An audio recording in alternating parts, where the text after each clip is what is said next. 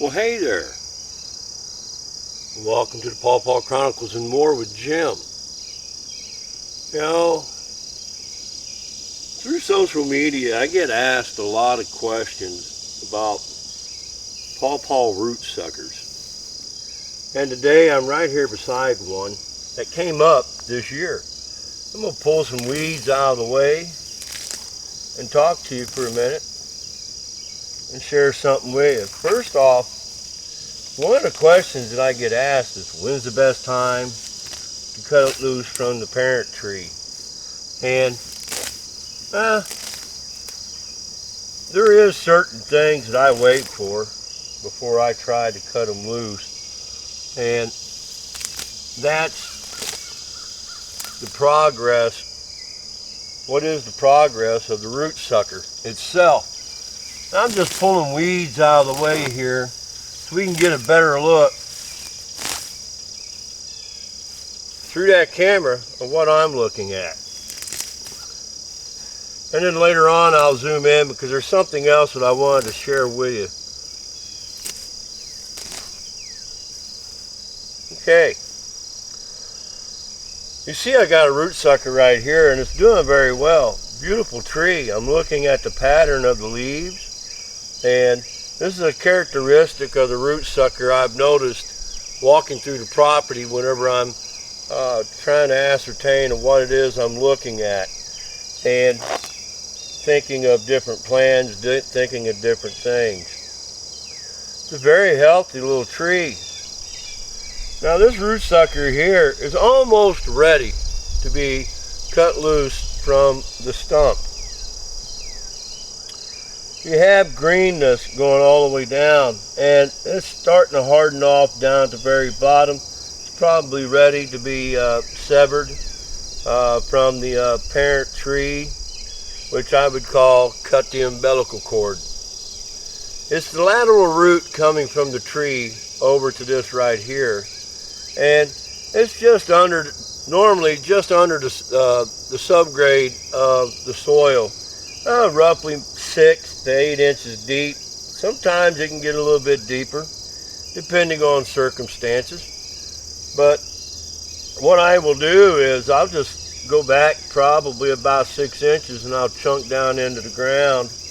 And somebody asked me a dilemma that they had, that there was going to be some work done in a couple of months. What's the best way to get in there and cut that root sucker loose now, what you want to harvest, and leave them? I would cut it back there and I'd leave it here, and within 2 to 3 weeks you'll know whether or not if it's going to survive. After about 3 weeks, 4 weeks, I would say, if it's still looking this good, chances are it's good enough to take up out of the ground. However, you're going to want to dig a dirt ball around it. I would say roughly around a foot, completely around it and up underneath it to unearth it, so you don't disturb the soil that's actually up against the rooting system.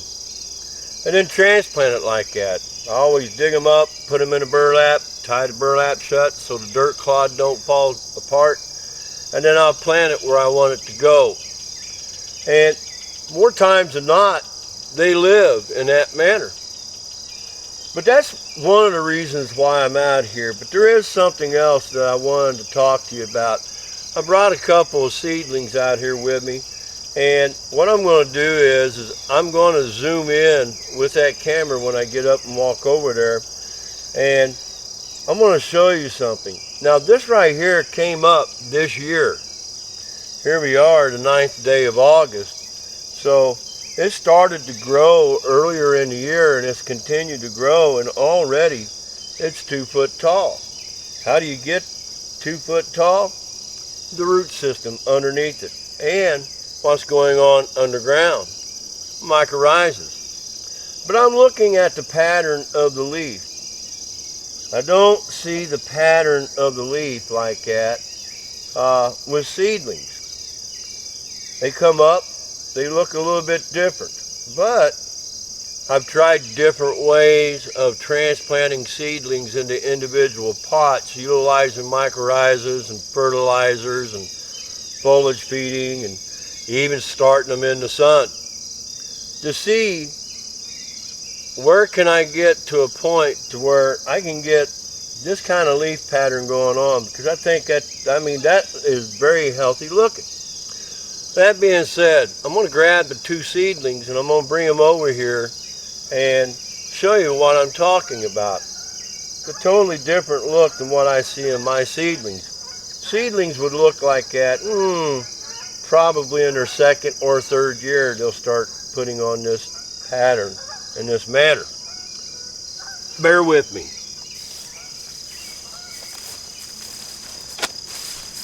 Okay, let's see if we can zoom in on this.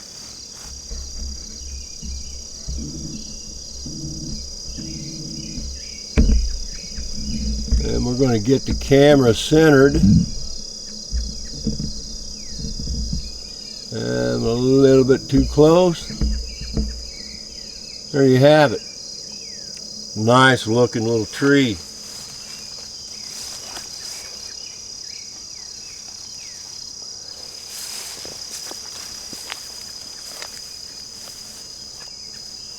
Now I've brought two seedlings up here, and both of them were started and treated differently.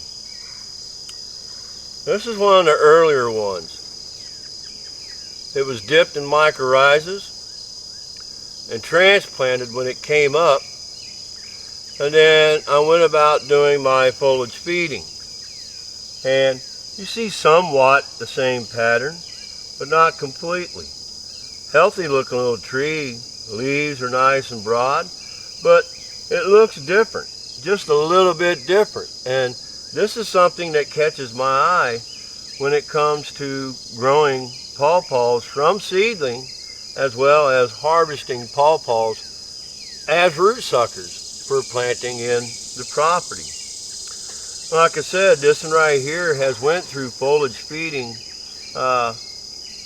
ever since it came up. Once a week I foliage feed, and it's looking pretty healthy. Nice broad leaves, and it's kept in a shaded area. We got a little spider crawling around in there. He ain't hurt nothing. Now I'm going to show you this other one.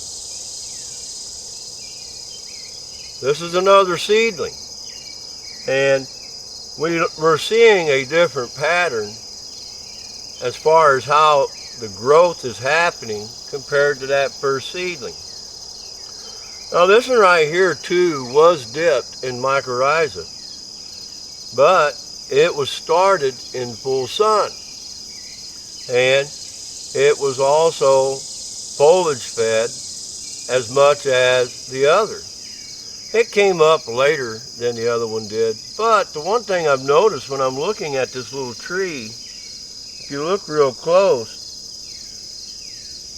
it's almost the same pattern as this rootsucker as far as how the leaves are zigzagging and growing. Which this one here is doing the same, but you can see the difference between the two seedlings. This one is a little older, but I have a few of them that are like this. I got 2 milk crates of 9. There's 18 of them, and they all came up like this. Just a little bit of a different treatment. Now I have some others down in the nursery I treated even differently.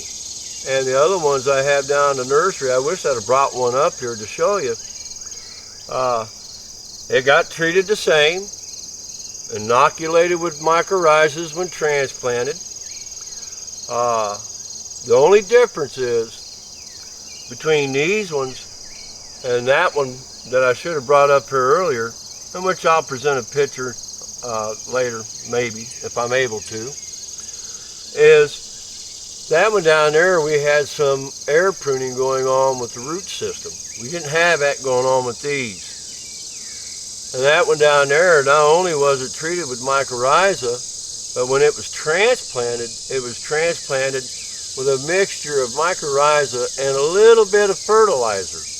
And they're coming up beautifully. And I'm trying different ways of growing these out, and in hopes of sharing that different ways of growing those seedlings out. I hope that this is something that was a little bit informative to you, but it was something that I wanted to share. How do I get my seedlings to grow in this manner? And that's something that I'm working on now. I started working on this year, and I'm trying a number of different ways to see what the outcome may be. Anyways, let me get these back down to the greenhouse, or the pawpaw pen rather, and get them put away. Just something that I wanted to share with you. Got a little root coming out down at the bottom there, and it's starting to air prune, cauterize. Anyways, my name's Jim. If you like what you see, subscribe. Any comments or questions that you may have, I welcome. You all have a God-blessed day.